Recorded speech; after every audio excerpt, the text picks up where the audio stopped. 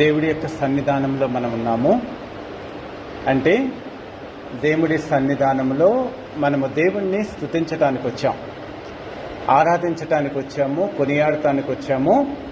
నీవే గొప్ప దేవుడివి, నువ్వే సృష్టికర్తవి, నువ్వే ఆరాధనీయుడివి, నీవే పూజనీయుడివని మనం అలాంటి ఆ అర్హత కలిగిన ఆ దేవుణ్ణి పూజించడానికి, ఆరాధించడానికి మనం వచ్చాం. అయితే ఈ సమయంలో మనము దేవుడి వాక్యం భాగం కింద మాట్లాడుకుందాము. దేవుడి వాక్యంలో అపోస్తలులుగా దేవుడు చాలా మందిని ఎన్నుకున్నాడు. అపోస్తలులుగా ఎన్నుకున్న దేవుడు 12 మందిని ఎన్నుకుంటే 12 మందిలో ఒక శ్రేష్టమైన భక్తుడున్నాడు, అంటే పేతురు భక్తుడు. ఆ పేతురు భక్తుడిని దేవుడు ఏర్పాటు చేసుకున్న తర్వాత తన యొక్క దుందుడుకు స్వభావాన్ని, అంటే నేనే చేసేయాలి, దేవుడు ప్రతినిధిగా ఉండి దేవుడి కార్యాలన్నీ నేనే చేయాలని ఆత్మీయ జీవితంలో చాలా, అంటే ఎమోషనల్గా తన యొక్క ఆత్మీయ జీవితంలో దేవుడికి కూడా పాఠాలు నేర్పే ఆత్మీయ స్థితి కలిగి ఉన్నానన్న ఊహలతో జీవించిన ఆ వ్యక్తికి దేవుడు సరైన ఆత్మీయ జీవితాన్ని నేర్పి ఎలాంటి ఆత్మీయ జీవితాన్ని నీవు కలిగి ఉండాలి అనేది నేర్పిన విధానం గురించి ఈరోజు నేర్చుకున్నాం. ప్రియమైన దేవుని బిడ్డలారా, చాలామంది మనం దేవుణ్ణి నమ్ముకుంటున్నాము, దేవుణ్ణి మన దేవుడిగా నమ్ముకుంటున్నాము, బాప్తిస్వం తీసుకుంటున్నాము, దేవుడి ఆరాధనకు వస్తున్నాము, వాక్యం చదువుకుంటున్నాము, ప్రార్థన చేసుకుంటున్నాం. కానీ దేవుడి కోరుకున్న జీవితాన్ని, క్రైస్తవ జీవితాన్ని మనం ఇవ్వలేకపోతున్నాం. ఎందుకంటే మనకు తెలిసిన జ్ఞానం తక్కువ. మన జ్ఞానంతో మనం దేవుణ్ణి వెంబడించి దేవుణ్ణి ప్రసన్న చేసుకోవాలనుకుంటాము.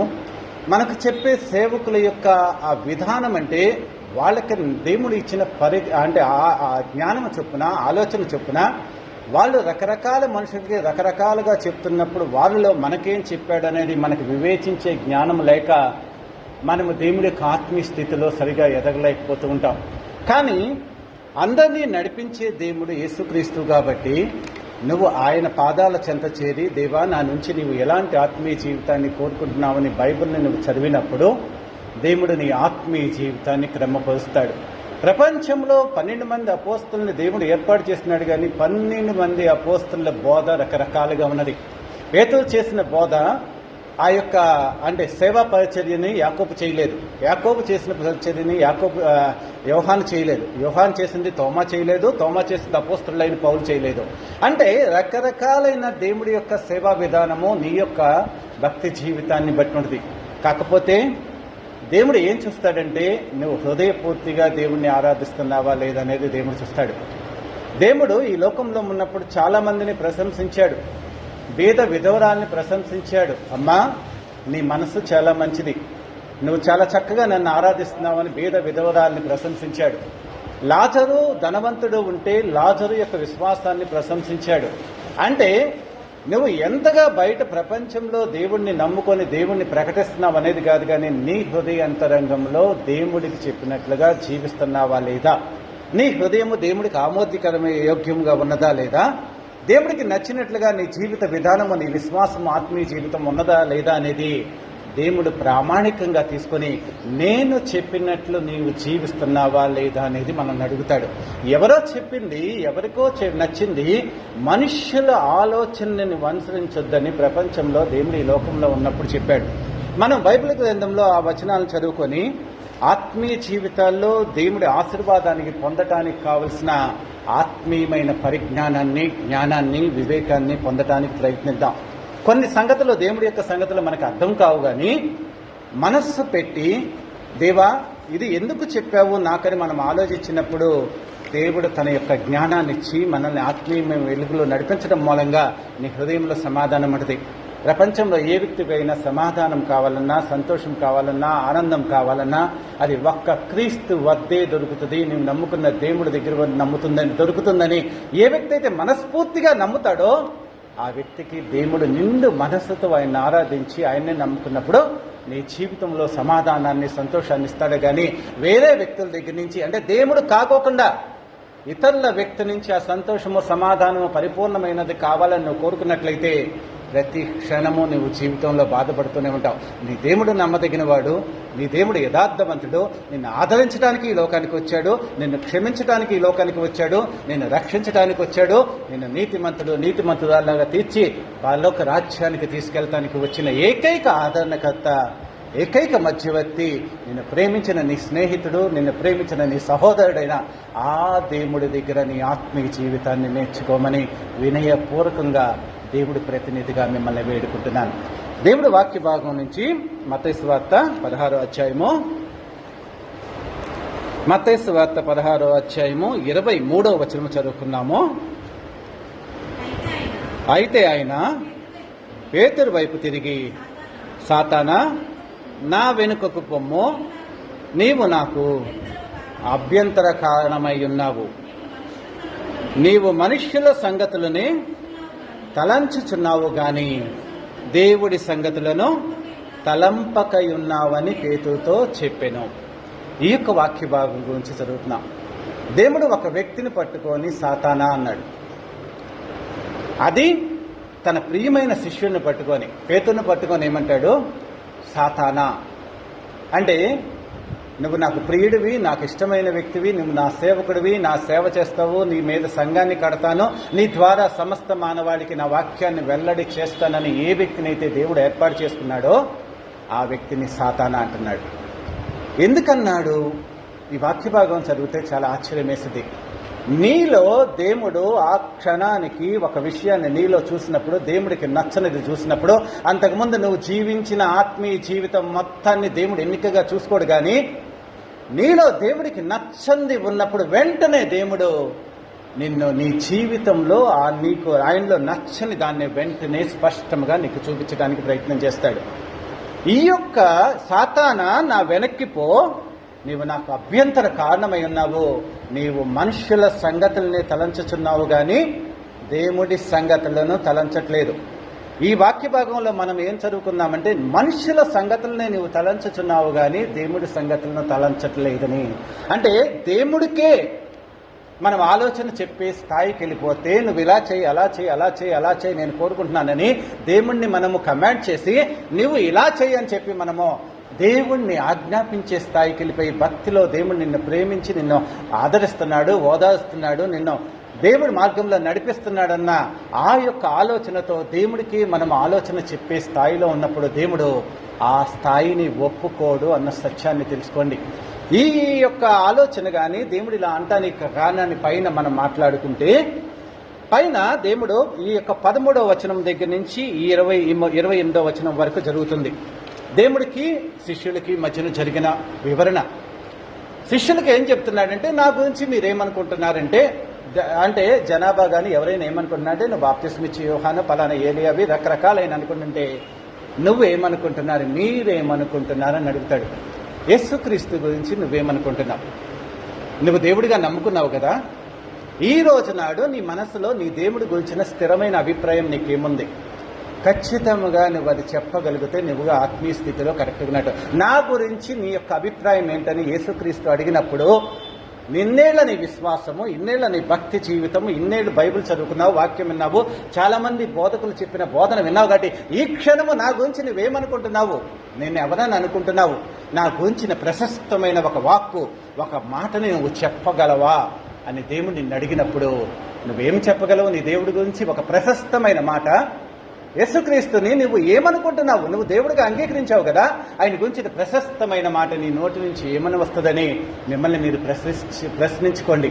ఆ ప్రశస్తమైన మాట దేవుడికి నచ్చాలి. దేవుడికి నచ్చాలంటే ఇక్కడ పేతురు ఏం చెప్తాడంటే, నువ్వు దేవుడి కుమారుడు అయిన క్రీస్తువి అని చెప్తాడు. అంటే దేవాది దేవుడివి, దేవుడి కుమారుడు అంటే ఆ టయానికి యేసుక్రీస్తు మనల్ని రక్షించడానికి ఈ లోకానికి వచ్చాడు. కాబట్టి అంతా రకరకాల ప్రవక్తలు అంటున్నారు, అంటే విమోచించేవాడు అంటున్నారు, కానీ నువ్వు దేవుడి కుమారుడివి, మా కోసం ఈ లోకానికి వచ్చిన రక్షకుడివి, అభిషేకించబడి పంపించబడిన క్రీస్తువి అనే విషయాన్ని ఎవరు ఒప్పుకోనప్పుడు పేతురు భక్తుడు అంటాడు, ఏమంటాడు? ఇక్కడ మనం చదువుకున్నాం 15-16 వచనము. అందుకు ఆయన, మీరైతే నేను ఎవడనని చెప్పుకొనుచున్నానని వాళ్ళని అడిగాను. అందుకు సీమోను పేతురు, నీవు సజీవుడు ఒక దేవుడి కుమారుడు అయిన క్రీస్తువని చెప్పెను. అందుకు యేసు, మరియోనా నీవు ధన్యుడవు, పరలోకమందున నా తండ్రి ఈ సంగతిని నీకు బయలుపరిచితేనే గాని నరులు నీకు బయలుపరచలేదు. మరియు నీవు పేతురువు, ఈ బండ మీద నా సంఘాన్ని కట్టెదను, పాతాళ లోక ద్వారములు దాని ఎదుట నిలవనేరు. ఆ క్షణములో ఆ సమయంలో పేతురుని దేవుడు చెప్తున్నాడు, నువ్వు నజరేయుడైన దేవుడి కుమారుడు అయిన యేసుక్రీస్తువి. ఈ క్షణంలో మరి మీరు ఏమంటున్నారు? నేను ఎవరినైనా దేవుడు అడిగితే మీరు ఏం చెప్తారు?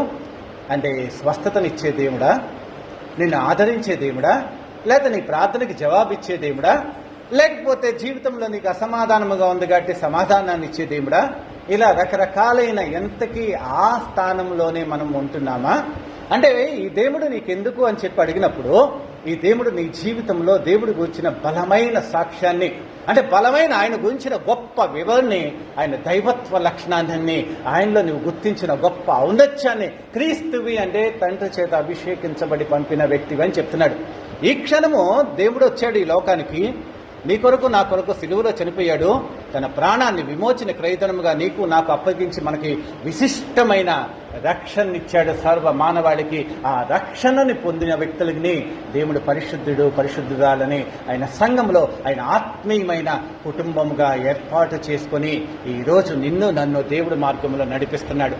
దేవుడి మార్గంలో నడుస్తున్న నీవు అప్పుడంటే బాప్తిసం ఇంకా యేసుక్రీస్తు మన కోసం చనిపోలేదు కాబట్టి ఆయన నీవు నజరేయుడివైన క్రీస్తు అన్నాడు.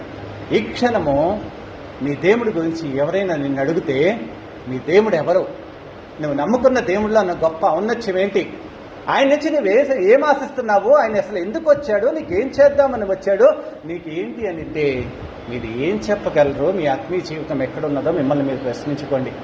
ఆయన దేవుడండి, ఆయన మనకు అనారోగ్యం వస్తే మనకు స్వస్థతనిస్తాడు, మనకి జీవితంలో ఏమైనా ఆర్థిక ఇబ్బందులు వస్తే ఇబ్బందుల నుంచి తొలగిస్తాడు, లేకపోతే పిల్లలకి పెళ్లిళ్ళు కాకపోతే పిల్లలకి పెళ్లిళ్ళు కావాలని ప్రార్థన చేస్తే పెళ్లిళ్ళు చేస్తాడు, మాకు లేకపోతే డబ్బులు చేస్తాడు. ఇంతవరకైనా లేకపోతే కుటుంబాల మధ్యన విభేదాలు ఉంటాయి, విభేదాలు అంత శత్రువులు మొత్తాన్ని వాళ్ళ మనసులో ఉన్న ద్వేషాన్ని తీసేసి వాళ్ళంతా నీతో సఖ్యతని కలిగిస్తారని ఈ లోక సంబంధమైన ఆలోచనలతోనే దేవుణ్ణి అంతవరకు నువ్వు ఆపేసేసేసి ఉంటావు.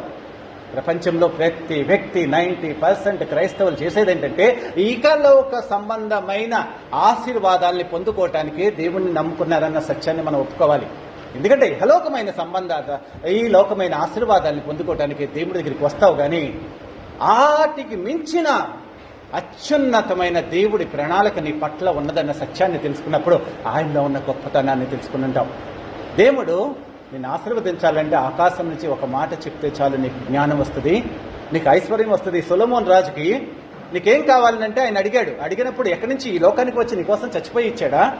లేదు కదా, ఆకాశాన్ని నుంచి నీకు కావాల్సిన అన్ని ఇస్తున్నాడు. ఐశ్వర్యాన్ని ఇస్తానన్నాడు, ఆరోగ్యాన్ని ఇస్తానన్నాడు, సంపదను ఇస్తానన్నాడు, సమాధానాన్ని ఇస్తానని, ఈ లోకంలో ఏ వ్యక్తికి లేని ప్రతిదీ నీకు ఇస్తానని ఆకాశం నుంచి తన వాక్కు ద్వారా తెలియచేసి ఇచ్చిన దేవుడు నీకు కూడా ఎన్ని ఇవ్వగలడు కదా. ఇంకా ఆ ప్రియ కుమారుడు ఈ లోకానికి నిన్ను ప్రేమించి వచ్చాడు, తన కృపను చూపించాడు. ఆ ప్రేమలో ఉన్న ఔన్నత్యాన్ని, ఆ కృపలో ఉన్న ఔన్నత్యాన్ని నువ్వు తెలుసుకోవాలని దేవుడు కోరుకుంటున్నాడు. అంటే దేవుడి యొక్క దైవత్వం అంటే దేవుడి యొక్క గొప్ప మహోన్నతమైన లక్షణాన్ని నువ్వు కనుక్కొని ఆయన ప్రేమను నువ్వు కనుగొన్నావా, ఆయన కృపను నువ్వు కనుగొన్నావా, ఆయన జాలి, కరుణ, కటాక్షము, క్షమా గుణంలో ఉన్న ఆయన సిలువలో ఉన్నప్పుడు ఆయన చూసిన ఆ లక్షణాల్ని నువ్వు ఏమని ప్రశంసించి నిన్ను అడిగిన వాళ్ళని నీ దేవుడి గురించి అడిగితే నువ్వు ఏం చెప్పగలవు? భౌతికమైన విషయాల గురించి మీరు ఆపేసేయండి. అత్యున్నతమైన ఆయనలో ఉన్న మహోన్నతమైన లక్షణాలు, తేజోమయుడైన ఆ పరలోక రాజ్యంలో ప్రశంసించబడే, కోట్ల కొలది దోతల చేత ప్రశంసించబడే ఆ తేజోవాసుడైన సర్వ సృష్టికర్త అయిన యుగ యుగములు శాశ్వత కాలములు ప్రశంసించబడే, పూజింపబడే ఆ దేవుడి గురించి నువ్వు ఏం చెప్పగలుగుతున్నావు? ఈ దేవుడు ఎవరు? నువ్వు నమ్ముకున్న దేవుడిలో ఉన్న గొప్పతనం ఏంటి? ఆయన గురించి నువ్వేం చెప్తావని ఏ వ్యక్తి అయినా అడిగితే మనం ఏం చెప్పగలం? ఎన్ని చెప్పగలం? ఈ రోజు చెప్పిన రేపు ఇంకా ఇంకా ఇంకా చెప్పుకున్న జీవితకాలం అంతా యేసుక్రీస్తు బైబిల్ గ్రంథంలో ఉన్న ప్రశస్తమైన ఆయన నామాన్ని స్మరించుకుంటూ స్తుతించినా కానీ నీ జీవితం సరిపోదు. నీ జీవితం చరితార్థం అవ్వాలంటే, తండ్రి చేత ప్రశంసించబడాలంటే ఆయన నామంలో ఉన్న గొప్పతనము, ఆయన నీ పట్ల చేసిన ప్రేమ, కృపని ఎల్లప్పుడూ ప్రశంసిస్తూ ప్రతి వ్యక్తికి దాన్ని నువ్వు చెప్పగలగటమే నువ్వు చేయగలిగిన గొప్పతనం. అంటే నన్ను గురించి నీవేమనుకుంటున్నామంటే ఆయన క్రీస్తు అని చెప్పాడు, ఈ క్షణం మిమ్మల్ని మీరు ప్రశ్న, ఈ క్షణము దేవుడు గురించి నీ హృదయంలో ఏమి ఆలోచిస్తున్నా? ఎంతవరకు ఆగిపోయావు? అక్కడే ఉండిపోయావా? లేని ఆయన ప్రశస్తమైన దైవత్వాన్ని నువ్వు కనుగొన్నావా అనే సత్యాన్ని అడిగింది.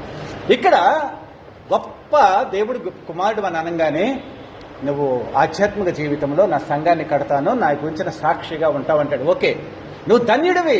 నువ్వు దేవుడి గురించి ఆయన క్రీస్తు అని ఎప్పుడైతే నమ్ముతావో, బాప్తిసం తీసుకుంటావో, ఆయన నీ తండ్రిగా నువ్వు నమ్ముకుంటావో, అప్పుడు ధన్యుడు అయిపోయావు. ఎందుకంటే ఆధ్యాత్మిక జీవితంలో దేవుడి యొక్క సంఘంలో దేవుడి యొక్క అంటే ఒక బాడీలో ఆయన శిరస్సుగా ఉంటే నువ్వు ఒక అవయవంగా దాంట్లో ఉండటానికి దేవుడు నిన్ను ఒప్పుకున్నాడు. కాబట్టి నువ్వు ధన్యుడివి, క్రైస్తవుడివి, క్రైస్తవురాలివి, క్రైస్తవ ఆధ్యాత్మిక జీవితంలో ఒక సభ్యుడివి, సభ్యురాలివి. నువ్వు ధన్యుడివి అని ఆయన చెప్పినట్లుగా నీతో చెప్తున్నాడు. యేసుక్రీస్తు నువ్వు అంగీకరిస్తే నువ్వు ధన్యుడివి.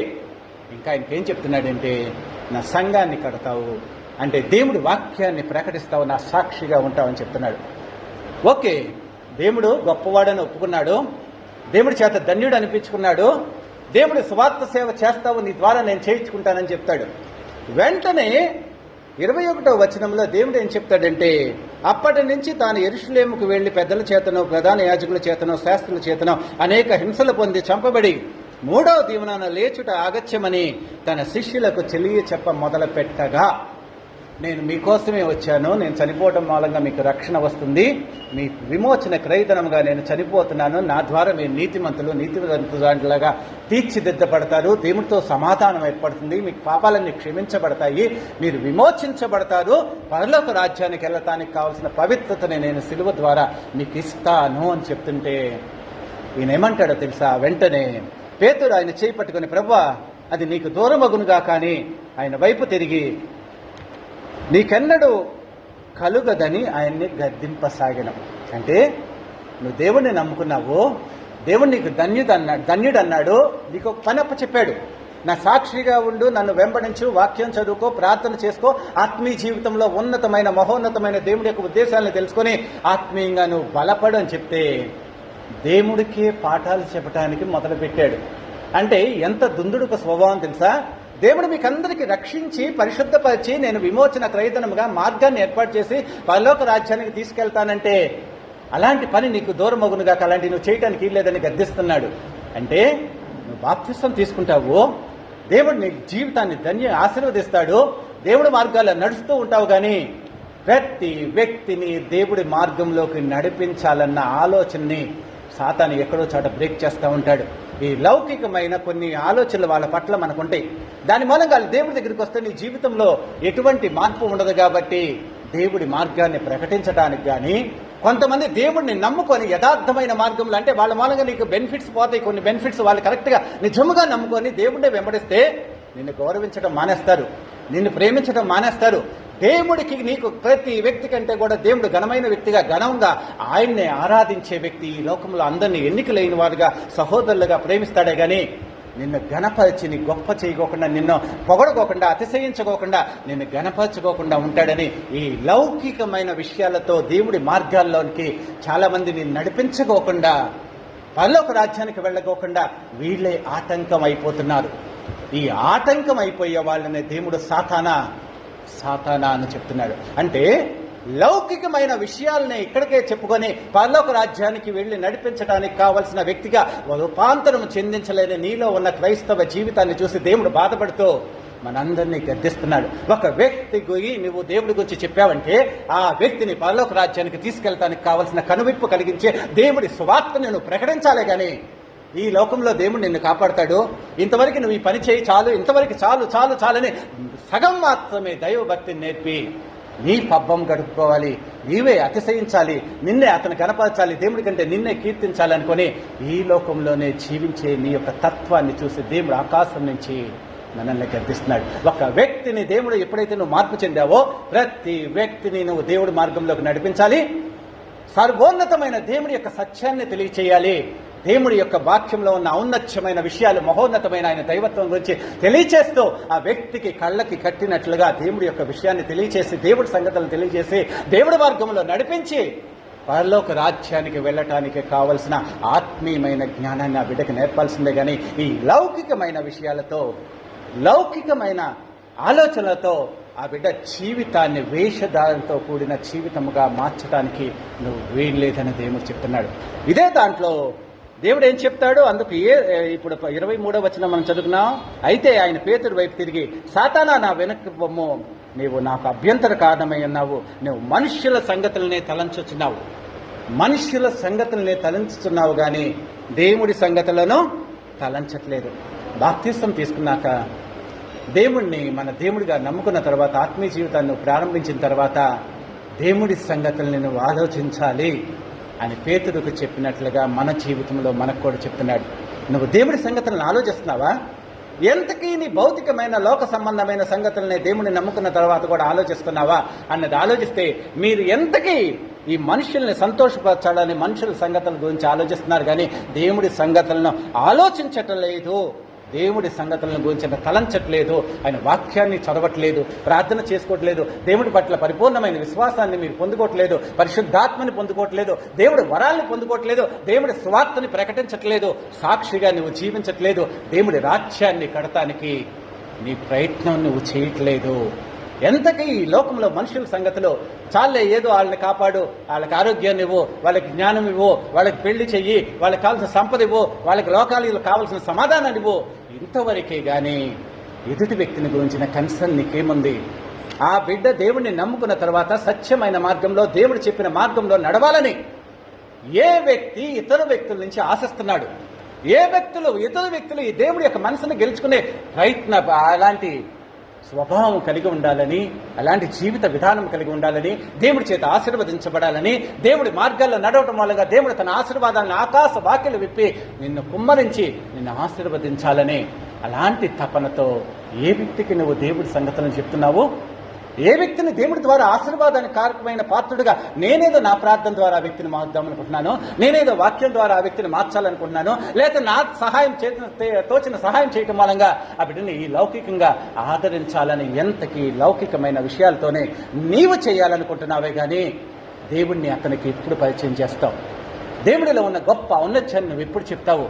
దేవుణ్ణి నమ్ముకోవడం మూలంగా ప్రపంచంలో ప్రతి వ్యక్తి 12 మంది అపోస్తలు ఎంత అత్యద్భుతంగా దేవుని నామాన్ని ప్రకటించి 12 సింహాసనాల మీద కూర్చుంటారు. నా రాజ్యాన్ని మీరు వెళ్తారు, 12 మంది 12 సింహాసనాల మీద కూర్చొని ప్రపంచంలో ప్రతి వ్యక్తికి మీరు తీర్పు తీరుస్తారు అన్న గొప్ప ఔన్నత్యమైన దేవుడి యొక్క ఆ ప్రశంస, ఆ బహుమతిని నువ్వు తీసుకోమని నువ్వు ఎవరికి ఎందుకు చెప్పట్లేదన్న సత్యాన్ని తెలుసుకో. ప్రియమైన దేవుని బిడ్డలారా, ఇంకా బాప్తిసం తీసుకొని దేవుని నమ్ముకున్న తర్వాత కూడా ఎంతకి మనుష్య రీతిగా లోకమైన ఆలోచనలతో తలంపులతోనే మనం జీవిస్తూ ఉంటే దేవుడు ఇక్కడ అందుకన్నాడు, నువ్వు ఇంకా లోక తలంపులు అంటే నీ యొక్క ఆలోచనతో ఎదుటి వ్యక్తిని మారుస్తానంటున్నావా? నీ యొక్క ఆలోచనతో నువ్వు ఏదైనా దేవుడి కార్యాలను చేయాలనుకుంటే అది దేవుడు నిన్ను నన్ను ప్రపంచంలో ప్రతి వ్యక్తిని మనిషి యొక్క ఆలోచన కానీ, మనిషి జ్ఞానము కానీ, మనిషి యొక్క తెలివితేటలు కానీ, మనిషి దగ్గరికి ఉన్న సంపాదన కానీ దేవుడి కార్యాలని చేయడానికి ఎప్పుడు ఉపయోగపడతావు. దేవుడి జ్ఞానం కావాలి నీకు, దేవుడి ఆత్మ నడిపింపు కావాలి, పరిశుద్ధాత్మ శక్తి కావాలి, దేవుడు తన యొక్క వరాలతో నిన్ను వాడుకోవాలి, దేవుడి సన్నిధి నీ దగ్గర ఉండి నీ చుట్టూ తను ఆవరించి ఉండి తన వెలుగులో తన మహిమతో నిన్ను నింపి నడిపిస్తూ ఉంటే నువ్వు ఎదుటి వ్యక్తుల్ని మార్చగలవే కానీ ఏదో నువ్వు జీవితంలో, భక్తి జీవితంలో సరదాగా ఏదో యాంత్రికమైన జీవితం మూలంగా నీ జీవితంలో మార్పు రాదు. నీకు సంబంధించిన వాళ్ళని ఏ వ్యక్తిని దేవుడి మార్గంలోకి నడిపించలేవు. ఎందుకంటే మనం మనుష్యుల సంగతులు ఇహలోకమైన ఆశీర్వాదాల కోసమే దేవుడిని నమ్ముకున్నామన్న దాని నుంచి దేవుడి యొక్క ఆత్మీయమైన సంబంధమైన ఆశీర్వాదాల కోసమో ఆయన ఎప్పుడైతే మనం ఆరాధించడం మొదలు పెడతామో, నువ్వు ప్రార్థించడం మొదలు పెట్టగానే ఈ లోక సంబంధమైనవన్నీ ప్రతిదీ వదిలేసేసి ఆయనకు భౌతిక సంబంధమైన ఆత్మీయమైన సంబంధమైన తండ్రి అని పిలిచి ఆత్మీయ సంబంధమైన దేవా, ఆయన నీతి స్వరూపుడు, ఆయన సత్యవంతుడు, ఆయన పూజనీయుడు కాబట్టి ఆ నీతిని నాకు ఇవ్వు, నువ్వు సత్యవంతుడు కాబట్టి సత్యాన్ని నా జీవితంలో కలిగజేయి, నువ్వు యథార్థవంతుడు కాబట్టి ఆ యథార్థత నా జీవితంలో ఇవ్వు, నువ్వు పరిశుద్ధుడు కాబట్టి నా జీవితంలో పరిశుద్ధతను ఇవ్వు, నువ్వు పవిత్రుడు కాబట్టి నిష్కలంకుడు కాబట్టి అలాంటి పవిత్రమైన నిష్కలంకమైన జీవితాన్ని నాకు దయచేయి దేవా అని నువ్వు ఎప్పుడైతే అడగటం మొదలు పెడతావో, ఆత్మీయమైన సంగతుల గురించి ఆలోచించి ప్రార్థించడం మొదలు పెడతావో, దేవుడు ఆత్మీయమైన కార్యాలు నీ జీవితంలో చేయటం మొదలు పెడతాడు. శారీరకమైన సంబంధం అరిగినంత వరకు నువ్వు అక్కడే ఉండిపోతావు, కానీ ఆత్మీయమైన నాలెడ్జ్, దేవా నీ ఆత్మతో నన్ను నడిపించి పరిశుద్ధాత్మతో నింపని ఏ సమయంలో నువ్వు అడుగుతావో దేవుడు ఆ క్షణం నుంచి తన ఆత్మతో నిన్ను నడిపిస్తాడే కానీ అప్పటి నుంచి నువ్వు ఆత్మ సంబంధమైన వ్యక్తివి, క్రైస్తవుడివే కానీ ఏదో యాంత్రికమైన బైబిల్ చదువుకొని ఏదో మనకు తెలిసిన 2 వాక్యాల జీవితం అనుకొని జీవిస్తూ ఉంటే నీ ద్వారా దేవుడికి సంతోషం ఉండదు. ధన్యుడల్లా ఏమైపోయాడు, నువ్వు ధన్యుడివే అన్నాడు, నీ ద్వారా నేను సేవ చేస్తా అన్నాడు. కానీ వెంటనే సాతానా అన్నాడు. సాతాన్ అంటే ఎవరు? ప్రపంచాన్ని భ్రష్టత్వంలో తీసుకెళ్లిపోయే సాతాన్తో పోల్చాడంటే దేవుడి మార్గంలోకి మనుషులు వెళ్ళకోకుండా, దేవుడు దైవరాజ్యానికి పరలోక రాజ్యానికి వెళ్ళకోకుండా ఈ లోకంలోనే దేవుణ్ణి ప్రకటిస్తున్నామని చెప్తూనే ఆటంకంగా ఉండే ప్రతి వ్యక్తిని నీ ఆధ్యాత్మిక జీవితాన్ని నువ్వే ఆపేసుకుంటే, పరలోక రాజ్యానికి వెళ్ళకోకుండా క్రైస్తవ సత్య మార్గంలో వెళ్ళకోకుండా నువ్వే ఆపేసుకుంటే నీవే సైతానివి అని చెప్పి బైబిల్ గ్రంథంలో చెప్తున్నాడు. ప్రియమైన దేవుని బిడ్డలారా, మన జీవితం ఎలాగున్నది అన్న సత్యాన్ని తెలుసుకోండి. మరలా దేవుడి కార్యాలు చేయాలంటే ఏం చేయాలనేది వెంటనే తర్వాత వచనంలోనే చెప్తాడు. 24వ వచనంలో యేసు తన శిష్యులను చూసి పైన అన్నాడు కదా, దేవుడి కార్యాలను మీరు తలంచాలంటే, దేవుడి కార్యాలను తలంచాలంటే నువ్వేం చేయాలంటే తన శిష్యుల వైపు చూసి ఎవడైనాను నన్ను వెంబడింపగోరిన ఎడలా తను తాను ఉపేక్షించుకొని తన సిలువనెత్తుకొని నన్ను వెంబడించాలి. దేవుణ్ణి ఆధ్యాత్మిక జీవితంలో నువ్వు వెంబడించడం అంటే నిన్ను నువ్వు తగ్గించుకొని వెంబడించాలి. తగ్గింపు జీవితం కలిగిన వ్యక్తి మాత్రమే క్రైస్తవ సమాజంలో దేవుడి చేత ప్రశంసించబడతాడు. కానీ అతిశయించే వ్యక్తి అతపాతాళానికి తొక్కివేయబడతాడు సైతానులాగా. తగ్గింపు జీవితం కలిగిన వ్యక్తి దేవుడి దృష్టిలో శ్రేష్ఠుడుగా ఉంటాడని యేసుక్రీస్తు శిష్యుల పాదాలు కడిగినప్పుడు చెప్తాడు. శిష్యులు ఆయన దేవుడై ఉండి, దేవుడు కుమారుడు అయి ఉండి వీళ్ళందరూ చేత క్రీస్తుని ప్రశంసించబడి యేసుక్రీస్తు తన శిష్యుల పాదాలంతా కడుగుతా ఉంటే పేతుడు అంటాడు, అయ్యో దేవా, నా పాదాలేంటి, నేను అపవిత్రుని కదా, నువ్వు నన్ను కడగటం ఏంటంటే తగ్గించుకున్నవాడు హెచ్చించబడను, హెచ్చించుకున్నవాడు తగ్గించబడనని నేను ఎగ్జాంపుల్గా ఉంటున్నాను, నేను మాదిరిగా ఉంటున్నాను. దేవుణ్ణి నేనే తగ్గించుకున్నాను, శిష్యుల పాదాలు తడిగాను. మీరెంత మానవ మాత్రలు, మీ ఎంత అంతలో పుట్టి అంతలో ఆవిరైపోయే ఆవిరి లాంటి వాళ్ళు, గట్టి పువ్వు లాంటి వాళ్ళు, మీకు అతిశయం ఎందుకు? తగ్గించుకో అని చెప్పి సర్వ మానవాళికి యేసుక్రీస్తు పాదాలు కడగటం మూలంగా, శిష్యుల పాదాలు కడగటం మూలంగా ప్రపంచ మానవాళికి తగ్గించుకోవాలని ఆకాశం నుంచి తను రావటమే తగ్గించుకోవటమో, ఈ లోకంలో శిష్యుల పాదాలు కడగటమే తగ్గించుకోవటమో అంటే తను ఏర్పాటు చేసుకున్న తన ఎందుకు పనికిమాలిన పాపాత్ములైన ఆ వ్యక్తుల్ని దేవుడు ప్రేమించి తన యొక్క రక్తం ద్వారా పరిశుద్ధపరచబడి ఆ సహోదరులకి యొక్క పాదాలు కడిగిన వ్యక్తిలాగా నీ దేవుడు ఉన్నాడు. అంటే తన్ను తాను ఉపేక్షించుకొని, అంటే తన్ను తాను తగ్గించుకోవాలి, తన్ను తాను రిక్తుడుగా చేసుకోవాలి. తన జీవితంలో యేసుక్రీస్తుని నువ్వు చూసినప్పుడు ఆయనను గురించి నువ్వు ఎంత తగ్గించుకున్న ఈ లోకంలో అంతకంటే గొప్ప అతిశయం లేదని నీ జీవితంలో ఎప్పుడు నిన్ను నువ్వు తగ్గించుకుంటూ దేవుడి పాదాల చెంత దగ్గర ఒక క్రైస్తవుడు లేగా అన్నికి మెణిగి ఉండాల్సిందే. అలాంటి తగ్గింపు గుణం కలిగిన వ్యక్తి నన్ను వెంబడించి తగ్గించుకొని వెంబడించేవాడే నా శిష్యుడు. అంటే ఆత్మ సంబంధమైన కార్యాలను నువ్వు అన్వేషించని చెప్పిన దేవుడు ఇక్కడ ఆత్మ సంబంధమైన కార్యాలను నువ్వు అన్వేషించాలంటే నిన్ను నువ్వు తగ్గించుకోవాలి. నీ శ్రమల జీవితంలో అంటే నిన్ను నువ్వు తగ్గించుకున్నప్పుడు ప్రతి వ్యక్తి నిన్ను హేళన చేస్తూ ఉంటాడు. నువ్వు అతిశయించేటప్పుడు, విరవీగేటప్పుడు, ప్రతి వ్యక్తికి మాటకి చెప్పేటప్పుడు ప్రతి వ్యక్తి నిన్ను చూసి ఆగిపోతాడు, దూరంగా అమ్మ ఈడితే ఎందుకులేని. కానీ ఎప్పుడైతే నువ్వు తగ్గించుకున్నావో, నువ్వు విధేయతగా ఉన్నావో, నీలో ఉన్న ప్రేమ కలిగిన లక్షణము, క్షమించే గణము, జాలి ఇవన్నీ కనపడి ఎదుటి వ్యక్తికి అప్పుడు రెచ్చిపోయి నిన్ను తిట్టడం మొదలు పెడతాడు, నిన్ను సాధించడం మొదలు పెడతాడు, నిన్ను హేళన చేయడం మొదలు పెడతాడు. అప్పుడు వచ్చే శ్రమల్లో కూడా ముందు తగ్గించుకోవడం కాదు, అలాంటి సమయంలో కూడా నిన్ను నువ్వు తగ్గించుకొని ఓర్చుకొని, యేసుక్రీస్తు ఓర్చుకున్నాడు కదా. అంటే క్రైస్తవ జీవితం అంటే క్రీస్తు జీవించిన జీవితమే కదా. ఆయన లోకానికి తగ్గించుకుని వచ్చాడు. ఎంతమంది హేళన చేసినా ఓర్చుకున్నాడు, సహించాడు, క్షమించాడు, తండ్రి చేత ఆశీర్వదించబడ్డాడు కదా. అలాంటి జీవితమే నువ్వు ఆత్మీయమైన జీవితం అని చెప్పాడు. మనుషుల సంగతుల్ని ఆలోచిస్తున్నారు కానీ ఆత్మీయ జీవితాన్ని గురించి మీరు ఆలోచించట్లేదని తన శిష్యులకి ఆత్మీయ జీవితంలో ఉన్న గొప్ప సందేశాన్ని ఇచ్చాడు. నువ్వేం ఆలోచించాల్సిన అవసరం లేదు, దేవుడి రాజ్యాన్ని నువ్వు కట్టాల్సిన అవసరం లేదు, దేవుడికి నువ్వు హితబోధ చేయాల్సిన అవసరం లేదు. ఇలా చేస్తాను దేవా, ఇలా కట్టేస్తాను, నేను సేవ ఇలా చేస్తాను నువ్వు ఎప్పుడు చెప్పకూడదు. కానీ దేవుడు ఆజ్ఞానుసారముగా తన యొక్క దీన మనస్కుడివై ఆయన బలిష్టమైన చేతుల కింద నువ్వు తగ్గించుకొని ఉండు. ఒకానొక సమయం నాడు దేవుడు నిన్ను హెచ్చిస్తాడు. అంటే తగ్గింపు జీవితంలో నీకు శ్రమలు వచ్చినా, కష్టాలు వచ్చినా కానీ దేవుని వెంబడించే వ్యక్తి ఆత్మీయమైన సంగతుల్ని అన్వేషిస్తున్నట్లని చెప్పాడు. మరి తగ్గించుకోవడం అనేది పేతుడికి అసాధ్యం. అయితే పేతురు చేసిన కొన్ని తప్పులను చెప్పుకొని తర్వాత పేతురు ఎలా రూపాంతరం చెందాడు అనేది మనం కన్క్లూజన్ ఇచ్చుకొని ముగించుకుందాం.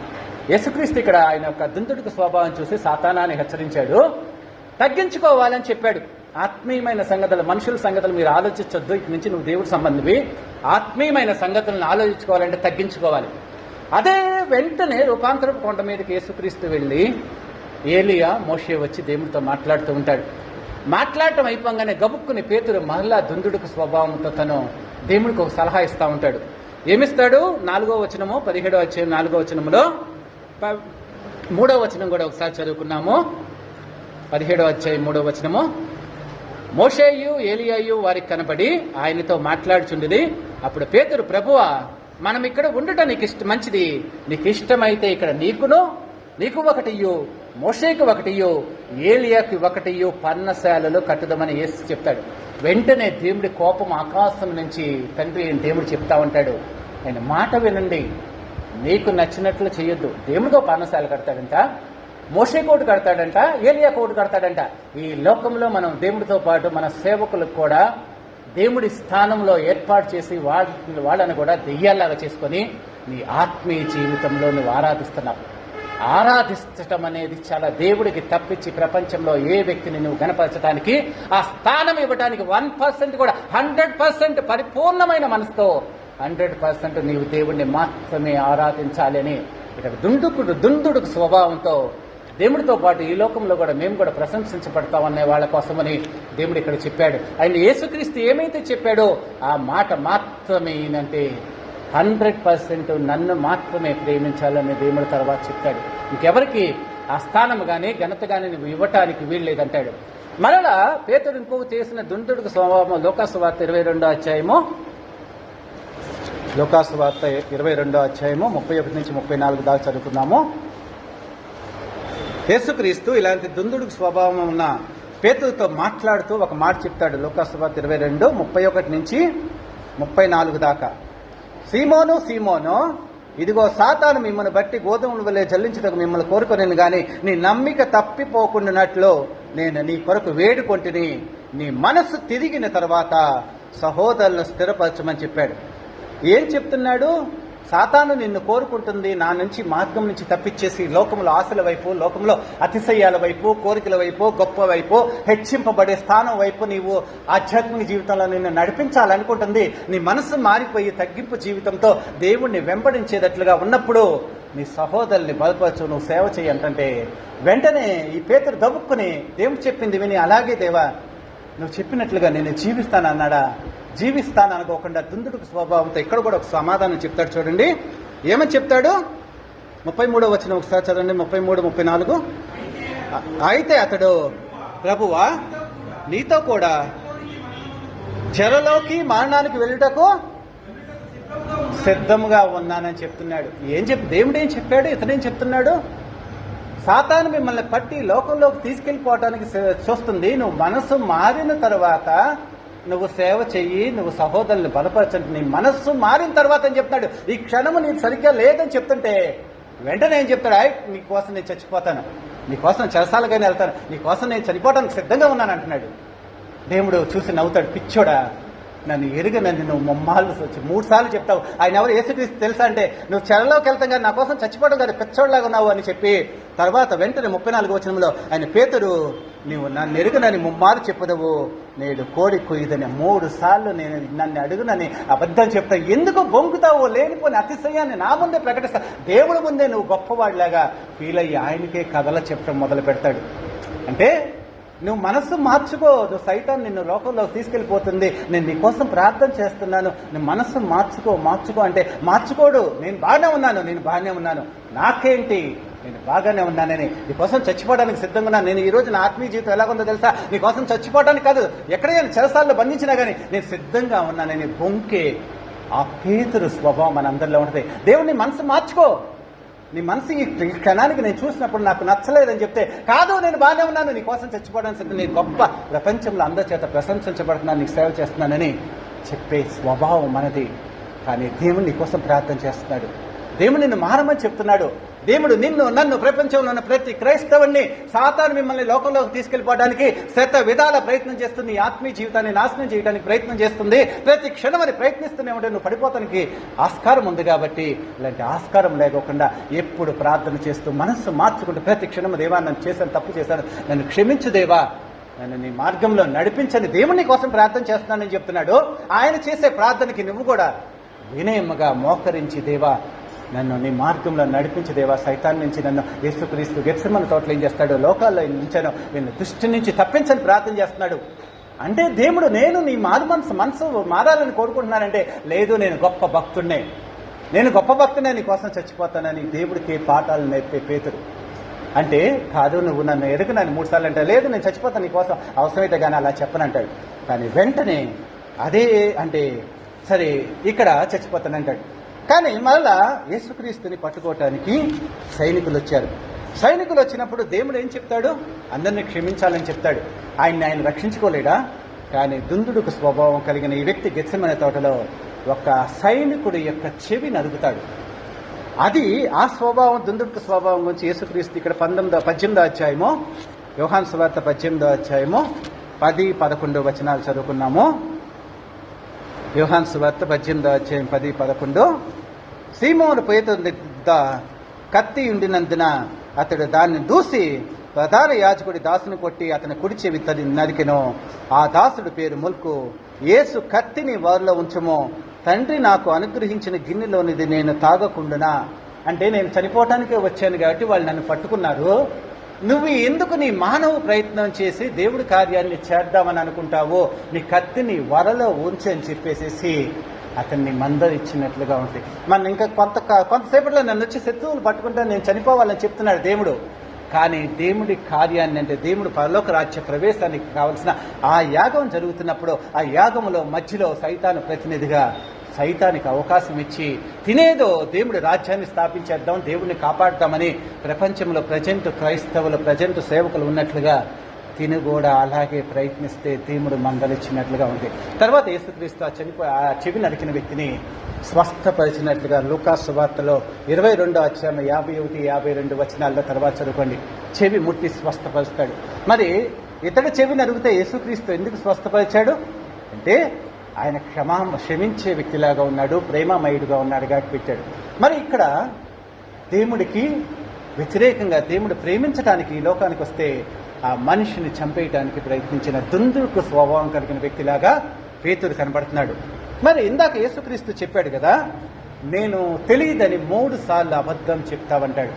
అంటే మారు మనసు పొందు దేవా, పొందు పేతురు అని చెప్తే మారు మనసు పొందకోకుండా ఈ పనులన్నీ చేస్తూ ఉంటాడు. పర్ణశాలలు కడతానంటాడు. అంటే దేవుడితో పాటు ఈక్వల్గా దైవజనులను కూడా అదే ఖ్యాతితో పొగుడుతో ఆరాధిస్తూ గణపరుస్తానని చెప్పిన ఆ దేవుడు దాన్ని ఒప్పుకోలేదు. నీకోసం అవసరమైతే చచ్చిపోతానంటే అది కాదు, నీ మనస్సు మార్చుకో అని చెప్తాడు. తర్వాత ఒక వ్యక్తిని చంపేయడానికి ప్రయత్నిస్తే దేవుడు అది మంచి స్వభావం కాదు, క్షమించే గుణము, ప్రేమించే గుణం ఉండాలని చెప్తాడు. ఇక్కడ 3వసారి దేవుడు 3 సార్లు అబద్ధం ఆడుతా ఉన్నావు కదా, ఆ అబద్ధం ఆడతాడు. లూకాసు వార్త 22వ అధ్యాయము 61వ వచనం చదువుతాము. అప్పుడు ప్రభు అంటే 60వ వచనం కూడా చదువుకున్నాము. అందుకు పేతురు, ఓయి నీవు చెప్పినది నాకు తెలియదు నేను. అతడు ఇంకా నువ్వు మాట్లాడుచుండగా వెంటనే కోడి కూసెను. అప్పుడు ప్రభువు తిరిగి పేతురు వైపు చూచిన గనక పేతురు, నేడు కోడి కోయిక మునుపు నీవు ముమ్మారు నన్ను ఎరుగుదవని ప్రభువు తనతో చెప్పిన మాట జ్ఞాపకము చేసుకొని ఏం చేశాడు, వెలుపలికి పోయి సంతాపపడి ఏడ్చాడు. దేవుడు చెప్పిన మాట ఇప్పటికీ మనసుకు వచ్చింది. నీ మనస్సు మారిన తర్వాత అన్నా కూడా, అయ్యా లేదు మనసు మార్చుకోవడం కాదుగా, నేను మంచోడిని అని చెప్పి నేను నీ కోసం చచ్చిపోతానన్నాడు. తర్వాత ఆయన కోసం చచ్చిపోవడానికని ఒక సైనికుడు ఇన్ని చంపేయడానికి ప్రయత్నం చేశాడు దేవుని రక్షించడానికి. కానీ ఎప్పుడైతే దేవుడు చెప్పింది ముమ్మారు అబద్ధమాడి దేవుని చూడగానే సిగ్గుపడిపోయాడు. అయ్యా నువ్వు చెప్పింది, నీ యొక్క మర్మము, నీ ఆలోచన, నీ చిత్తము, నీ జ్ఞానమే గొప్పది. నేను మానవ మాత్రుని దేవా, నేను మాట మీద నిలబడలేను, నా ఆలోచన చెప్పు నిలబడలేను, నేను శక్తిహీనుడని దేవుడి మాట నెరవేరినప్పుడు సంతాపపడి ఏడ్చాడు. అంటే మనస్సు మారిన తర్వాత దేవుడు వాక్కు నీకు వినపడుతుంది, దేవుడు వాక్కు నీకు అర్థమవుతుంది. కానీ మనసు మార్చుకోకుండా నేను మంచిగా ఉన్నాను, ఆత్మీయ జీవితంలో బాగానే ఉన్నాను అని ప్రతి వ్యక్తి తన్ను బుకాయించుకున్నంత కాలము దేవుడు వాక్యపు వెలుగులో నీవు కనీసం నడవటానికి కూడా ప్రయత్నించవు. దేవుడు వాక్యం కూడా నీకు వెలుతురులా కనపడుకోకుండా అది చీకటిలా కనిపించి ఏంటి నేను భక్తి జీవితం బాగానే ఉంది కదా అని నిన్ను నువ్వు బొంకుకుంటూ పేతురులాగా అబద్ధాలు చెప్పుకుంటూ నేను బాగానే జీవించానని చిత్తులో వెళ్ళిపోతావు.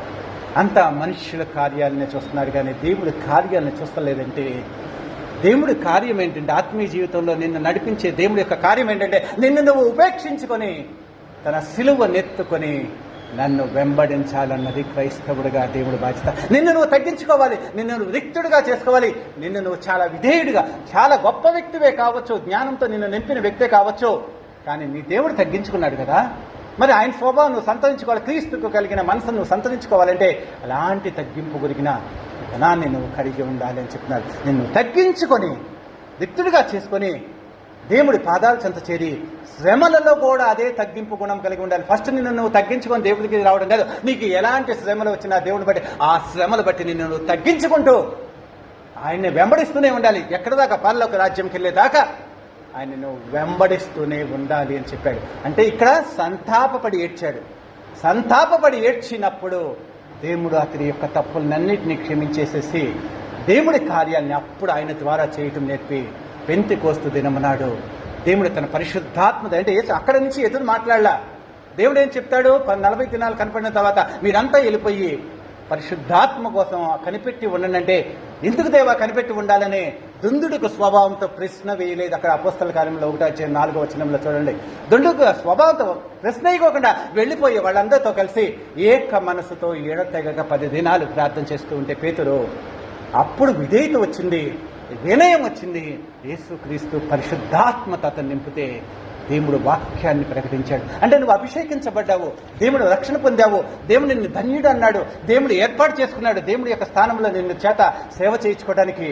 కానీ నీలో ఉన్న లోపాలన్నిటినీ తీసివేసి దేవుడి దగ్గర దీనుడుగా రిక్తుడుగా నిన్ను రూపాంతరం చెందించుకున్న తర్వాత ఆయన నిన్ను సేవకు ఉపయోగించుకుంటాడు, ఆయన పాత్రగా ఉపయోగించుకుంటాడు. మనుషుల కార్యాలు కాదు, దేవుడి కార్యాలు నువ్వు ఎప్పుడైతే చేయటం మొదలు పెడతావో అప్పుడు నిన్ను వాడుకుంటాడనేది పెంతెకోస్తు దినమనాడు ఆయన ప్రసంగించినప్పుడు పరిశుద్ధాత్మ నింపుదల. నువ్వు సంతాపపడి ఏడ్చి మారు మనసు పొంది దేవుడి కార్యాలను చేయటానికి విధేయతగా ఉంటావో అప్పుడు దేవుడు తన పరిశుద్ధాత్మతో నింపి ఆత్మతో సర్వసత్యంలో నడిపిస్తూ నిన్ను పరిశుద్ధాత్మతో ఆయన మార్గంలో నడిపించి నిన్ను కూడా అందరూ విని నడిపించేటట్టు చేస్తాడు. అలాంటి అంటే మనుషుల కార్యాలు కాదు కానీ దేవుడి కార్యాలు. పేతురు తర్వాత ఏం చేస్తాడు తెలుసా, ఎంత అద్భుతమైన సేవ చేస్తాడు. పేతురు రాసిన పత్రికని మీరు చదివినట్లయితే ఎంతో ఆత్మీయంగా ఉంటుంది. ఆ ఆత్మీయమైన 5 అధ్యాయాల దాంట్లో ఏమిటో తెలుసంటే అమూల్యమైన విశ్వాసము, ఎంతో గొప్ప విశ్వాసము. దేవుడిని నేను ప్రాణంగా పెంచాలనేది మొదటి అమూల్యమైన విశ్వాసం అంటే. రెండోది ఆయన యొక్క మందిరంగా నువ్వు కట్టబడాలి. నీ జీవితాన్ని ఆయన మందిరం అంటే ఆయనలోనే కట్టుకోవాలి అనేది రెండోది చెప్తాడు. మూడోది చెప్పగల కుటుంబ జీవితం యొక్క గొప్ప ఔన్నత్యం చెప్తూనే దేవుడిలో ఆత్మీయమైన జీవితాన్ని కూడా నీవు కట్టుకోవాలని చెప్తాడు. 4వ అధ్యాయంకి వచ్చేటప్పటికల్లా నువ్వు క్రైస్తవుడు అయినందుకు ఏమైనా శ్రమ అనుభవిస్తే ఆ నింద సంతోషముగా మహదానందంగా ఎంచి దేవుణ్ణి స్తుతిస్తూ గణపరుస్తూ అని చెప్పాడు. 5వ దాంట్లో దీన మనసు కలిగి ఆయన బలిష్టమైన చేతుల కింద నిన్ను హెచ్చించేదాకా నువ్వు విధేయత కలిగిన జీవితాన్ని జీవించని చెప్తాడు. 2వ పత్రిక మొదట్లో అయితే దేవుడి స్వభావాన్ని సంతరించుకో అని చెప్తాడు. మరి ఎంతో దుందుడుకు స్వభావం కలిగిన ఈ పేతుర్ని దేవుడు ఎంతో జాగ్రత్తగా తన యొక్క మాటలతో ఆదరించి మారు మనసు పొందిన తర్వాత నీ సహోదరుని బలపరచంటే మన ఆధ్యాత్మిక జీవితంలో మనము కుటుంబంగా ఈ లౌకికమైన జీవితంలోనే జీవిస్తూ ఉంటాం. కానీ దేవుడి కార్యాన్ని వివేచించాలి. మీరు దేవుడు ఆత్మీయ జీవితంగా నిన్ను ఎందుకు ఏర్పాటు చేసుకున్నాడు, దేవుడు ఏం చెప్తున్నాడు మీరు తెలుసుకున్నట్లయితే మీ జీవితం ఆశీర్వదించబడుతుంది, వెలిగించబడుతుంది, జీవంలోకి నడిపించబడుతుంది, మీ కుటుంబాలు నడిపించబడతాయి, మీ స్నేహితులు దేవుడి దగ్గరికి వస్తాడు, మీ చుట్టూతో ఉన్న సర్వ సమాజం కూడా దేవుని నమ్ముకోవటానికి ఆస్కారం ఉంది. అలాంటి ఆత్మీయ జీవితాన్ని కలిగి ఉండాలని దేవుడు, అలాంటి కృపను దేవుడు మీకు సమృద్ధిగా అనుగ్రహించి ఆయన ఆత్మతో మిమ్మల్ని బలంగా నడిపించి దేవుడికి ఎల్లప్పుడూ నిజాయితీగా మీ మనస్సుని ఒప్పుకొని ఆయనలో నడిచే కృపనిచ్చి నడిపించినగాక. ఆమె దేవుడు.